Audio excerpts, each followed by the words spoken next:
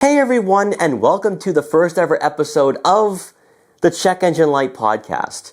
This is inspired by my 2026 Volkswagen Tiguan CEL R-Line Turbo, which, a bit of a backstory, I bought way back in late December to be my first ever year-long tester on the channel. I am a car reviewer. I feature brand new vehicles. I don't dive into the negative. I don't dive into what's going on with behind the scenes of what consumers are dealing with. This was not the plan. This was not my path that I wanted to take in 2026. Well, 3 weeks after buying my first Volkswagen Tiguan, a check engine light, limp mode, and a number of other errors pop up on my dashboard. It's lit up like a Christmas tree. I go to the dealership and they tell me I need a new turbo. So for 2 weeks, I'm living with a Volkswagen Taos, and then they tell me, we're going to give you a new Tiguan. So with this new Tiguan and 6 weeks of ownership, so far, so good, but there have been some error codes that have popped up in the past, so I'm still a bit concerned there. Also, almost 8 weeks later, we're finding out that it's not a mechanical issue, but a software problem, and that is going to be a problem for a number of buyers moving forward down the road as vehicles are becoming more like computers rather than machines. And this is going to be something that a lot of us are going to be talking about and dealing with for years to come, and that's why I'm starting this podcast, because today's episode, we're talking about what's going wrong in the automotive industry. We have a recall that encompasses 1.7 million vehicles. We have profits dropping 98%. And then we have Audi with the 2026 A5 and Q5, which now has a brand new dashboard layout, a new digital gauge cluster, new infotainment system. This is the second year of a new generation. This is unprecedented, unheard of. And in today's video, I'm going to ask the question, why? Because it just might come down to software. So let's dive into the first topic today, and that is going to be the recalls. Now, we had recalls last week for Subaru, but that pales in comparison to what we have here from Ford. So Ford issues a recall for 1.7 million SUVs over backup camera issues. But it's not just the camera issues that's a problem. There are 3 separate recalls for Ford and Lincoln. Let's talk about them. So according to Car and Driver, Ford recalled 1.73 million SUVs over faulty backup cameras, which can either flip the image or fail to show it entirely. Separately, the automaker issued a recall for 604,000 SUVs because the windshield wiper motor may fail. The recall populations cover Ford and Lincoln SUVs that span from 2020 through 2026. Now, this first recall is primarily for the Ford Bronco and Ford Edge. This pertains to that rear camera. So 528 Ford Broncos from 2020 to 2026 and 321,000 Ford Edges, which is a bit interesting here because the Edge is an older vehicle. So the fact that we're having this all come into play at the exact same time, not too good there. So if you own those 2 models, you probably have already received something in the mail. But let's talk about this second recall, because this really encompasses something a bit bigger and leads to, in my opinion, a bigger issue surrounding the technology that is in these vehicles. So the second recall is also focused on the rear view camera system that includes 889,000 vehicles. It covers the Ford Edge and Explorer, as well as the Lincoln Navigator and Corsair. According to the documents, the issue stems from a pulse on the integrated circuit data bus, which rewrites a register in the display microcontroller. But this now leads us into a third recall, which almost includes a larger number of vehicles. And it was filed on the exact same day. This covers 604,533 Ford and Lincoln SUVs whose windshield wiper motors may fail. The population of the third recall includes the Ford Explorer and Escape, as well as the Lincoln Aviator and Corsair. According to the related documents, the windshield wiper motor's cover terminal on affected models may have been improperly aligned during production. Over time, the misalignment creates a poor connection and results in a degraded electrical continuity, eventually leading to the wipers not working at all. It goes on further to say that Ford and Lincoln will be issuing a notification sometime in May, so keep your eyes out for that fix and also for that recall. So not looking good here for Ford. It seems like every single year they have a recall for something, and I feel like with the Bronco, this has to be, 2 or 3 in the last 2 years?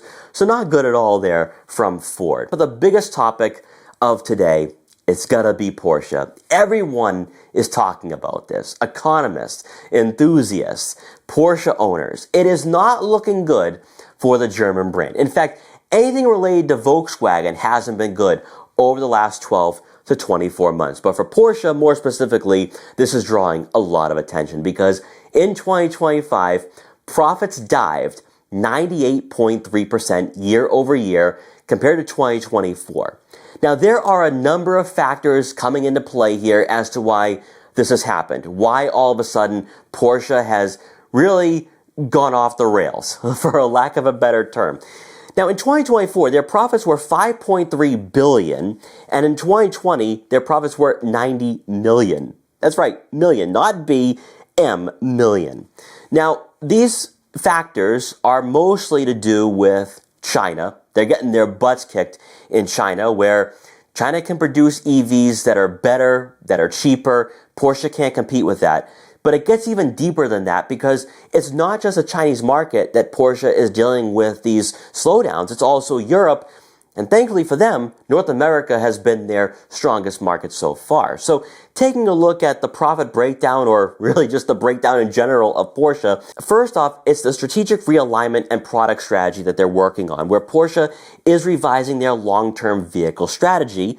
They're also abandoning their next generation of EVs, and they're also pivoting away from EVs to internal combustion engines and plug-in hybrids, which is a bit interesting because on the same day all this came out, Porsche unveils their brand new electric Cayenne, which I'll tell you this right now. If profits are down 98% in 2025, the remaining 2% will be that Cayenne electric vehicle. Other aspects of the losses when it comes to the profits will be the battery program costs that account for $700 million. But then you also have the US tariffs. And I'm tired of hearing about this. To be honest, I'm really sick and tired of it because I feel like Porsche is trying to place the blame on other things and not the decisions they made internally. Because by going EV, they cut the Macan, at least in Europe, and they cut the 718 Cayman and Boxster. We have not experienced all of that here in the US right now because, believe it or not, Porsche sent the allocations that were supposed to be for Europe over to the US with the Macan, the Cayman, and the Boxster. So that way we still had inventory.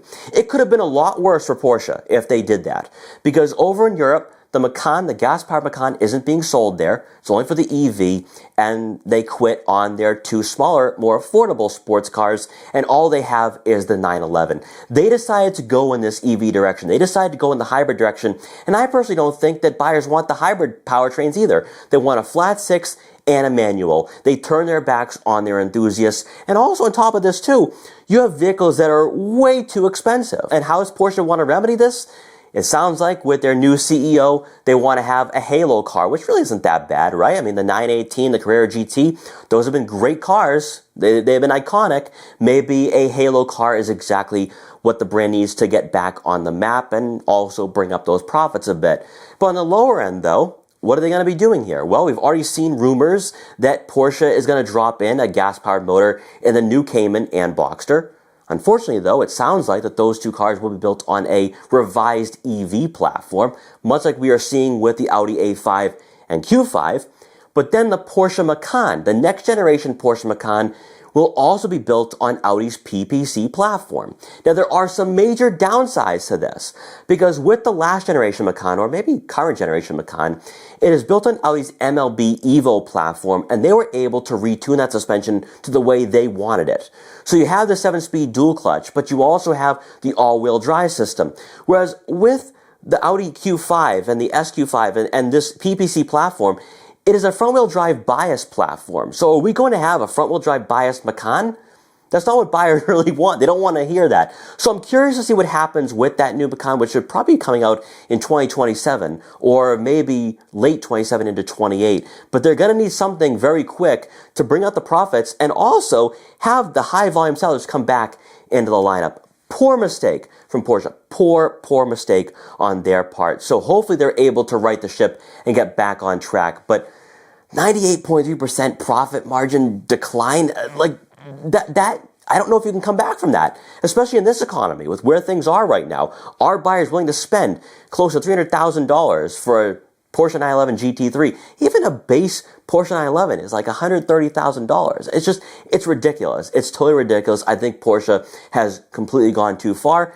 But on the bright side, though, there's an opening for other brands to come in with more affordable sports cars to steal market share. So Porsche won't have to worry about that in the future. Now, one more topic here I want to go over in today's episode is Audi. And this one is actually a bit of a longer topic because it's not just what we're going to be seeing for 2026 and moving forward for the A5 and Q5, but rather what owners are dealing with right now with the B10 generation as a whole. So let's dive into what Audi is doing for the 2026 model. So in early February, they wrote a long piece, a long press release on what they're doing here with the A5 and Q5 and these new enhancements for the interior. You've probably seen some of the photos online circulate, and it seems as though we're going to get a new full digital gauge cluster, which has the same layout as the new Audi Q3, which I had first checked out the Q3, I think 4 weeks ago. And when I talked to one of the regional managers for Audi, when they were unveiling it at one of my local dealerships, I had asked, is Audi going in this direction for the A5 and Q5? Because with the Q3, the digital gauge cluster, you could actually have the map display show up, and you couldn't do that for the 2025 A5 and Q5, and unfortunately, he couldn't answer that question. Also part of this update, a new infotainment system design, so new software here, also the return of those wheels on the steering wheel. You guys remember that with the B9.5 generation. So Audi is listening to their customers, and they're also going to be giving you some extra features and add-ons for both the A5 and Q5. Let's talk about them. For the A5, these new enhancements include a heated steering wheel, which now comes standard on the Premium, a top view camera system, which has now been added, new technology package with a head-up display and passenger display, new S Sport suspension is now available for the A5, new S-Line black optic package, a warm weather package now includes the Bang Olufsen sound system with those speakers in the headrest. Then for the Q5, expanded drive select customization, panoramic sunroof now standard on the Q5 SUV, new technology package for the Premium Plus, the new S-Line black optic package, an illuminated Audi ring setup for the black optic package as well. And then lastly, for the SQ5, the new carbon package. This includes carbon fiber side mirror caps and side sills with inlays. So this is actually pretty cool here. So Audi is developing quite a bit with the B10 generation. But I will say though that with these new enhancements, so you're going to have some other technological features as well, enhanced Park Assist Pro, reverse assist for steering support, new reverse emergency brake assist system, and a top view camera with 3D view. This seems pretty in depth for a 2026 model year in which the generation just came out last year. It almost makes the A5 and Q5 obsolete. Why would I buy a 2025 model with the older head unit, the older software, when I could buy a brand new 2026 A5 and Q5 that gives me the up-to-date technology I am looking for? Well, the answer might be inside the A5 and Q5. If you guys remember from my last video, we talked about the software issue that is encompassing most vehicles built on the PPC platform. That also includes the Audi Q6, and so far I haven't seen anything about the new A6, which uses the exact same technology and software as the A5 and Q5. Now, last week, I got a notification on my phone from Reddit. It was an Audi post, and it said, "Do not buy the Q5." I'm like, oh boy, what do we got here? So I click on it, and it's the B10. And it's this Q5 on the back of a flatbed truck going back to the dealership. And the customer was complaining about a myriad of problems. Error codes, limp mode, check engine lights. And I'm like, what is going on here? And I started going down the list of comments in the Reddit forums. I'm like, why isn't there anyone saying what is specifically going on? Because I have seen everything from low battery voltage, I have seen the vehicle no longer starting, no longer working. They had to jump it in their garage to even open the door. So the vehicle was locked and they couldn't unlock it. So I started doing more digging earlier in the week, and I had found a great post and also thread on Audi World. It has a treasure trove of information that I had been looking for here as to what is going on and what is the remedy with this KD2 software update that came out a couple of months ago. Now, if you are joining me here today as a fellow Volkswagen Tiguan SEL R-Line Turbo owner, It sounds like their issues are similar to ours, but far more extensive, and for them, they're about a couple months ahead with an update. And how that update is being rolled out is something that I am paying attention to quite a bit on my end, because that is how we're going to be experiencing that with the Tiguan as well in late April when we get our software update.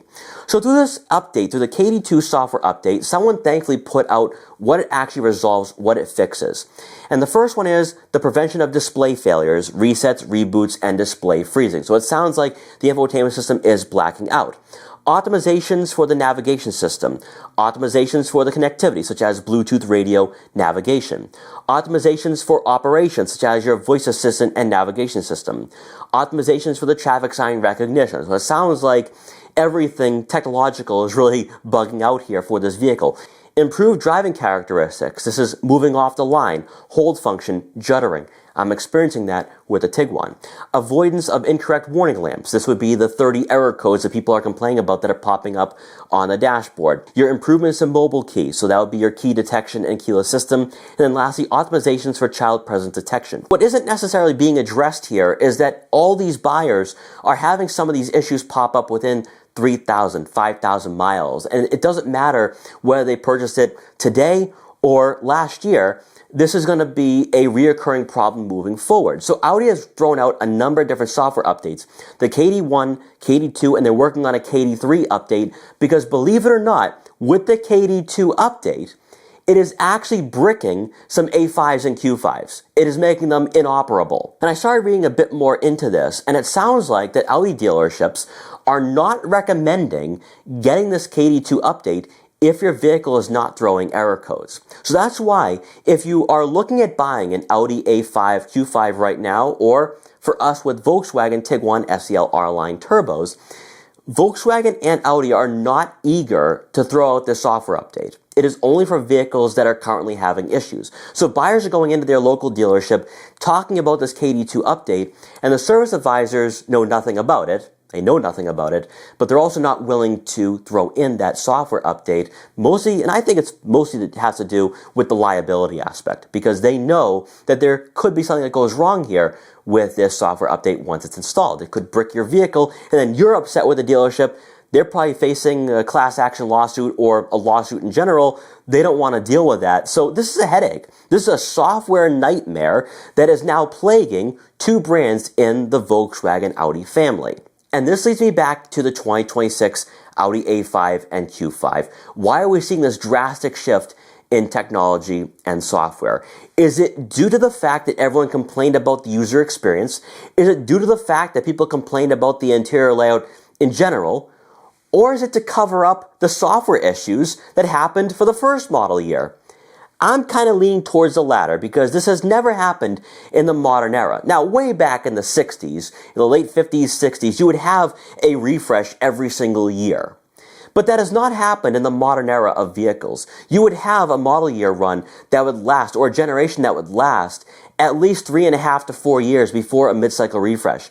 I would consider this for 2026 a mid-cycle refresh. Now, Audi is not calling it a 10.5 or B10.5, but it's almost like that, looking at how extensive it is. It isn't just focused on the technology, it's also packages, it's also features as well for those two models specifically.